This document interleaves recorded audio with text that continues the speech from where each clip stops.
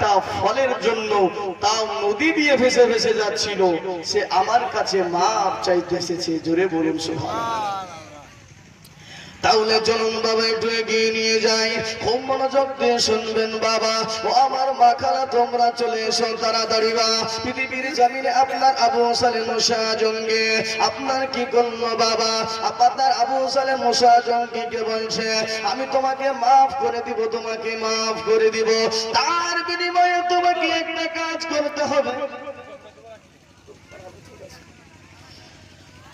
আবু সালেম মুসা জঙ্গি বলছে তোমাকে আমি মাফ করে দিব আবু সালেম মুসা জঙ্গি, তোমাকে তার বিনিময়ে একটা কাজ করতে হবে, তোমাকে একটা কাজ করতে হবে।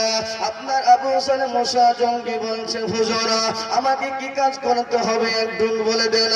আপনি যে কাজ করতে বলবেন আমি আবু সালেম মুসা জঙ্গি সেই কাজ করতে রাজি রয়েছি, কিন্তু আমাকে মাফ করে দিতে হবে। জোরে বলুন সুবহানাল্লাহ। আবু মুসা জঙ্গি এই কথা যখন বলে দিল, আপনার ওই ফল বাগানের মালিক আপনার বলতেছে আবু সালেম মুসা জঙ্গি শুনে নাও, শুনে নাও, তোমাকে আমি মাফ করে দিব, তার বিনিময়ে তোমাকে 1 বছর নাই, 2 বছর না, তোমাকে 3 বছর না, তোমাকে 12 বছর আমাকে গোলামি করতে হবে, গোলামি করতে হবে। তুমি যদি 12 বছর আমার কাছে গোলামি করো, আমার বাড়িতে যদি গোলামি করে দেওয়া, আমি তোমাকে মাফ করে দিব। জোরে বলুন সুবহানাল্লাহ।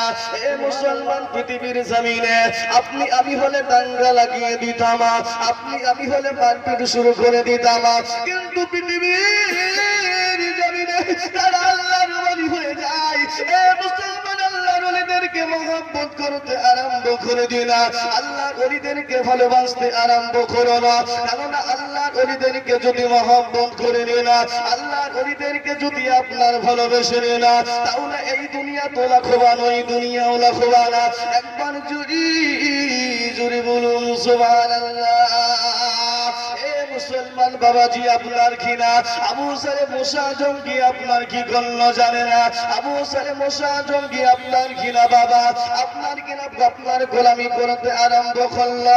একদিন 2 দিন করে চলে যায়। এ মুসলমান বাবা, দিন যায় রাত আসে, দিন যায় রাত আসে।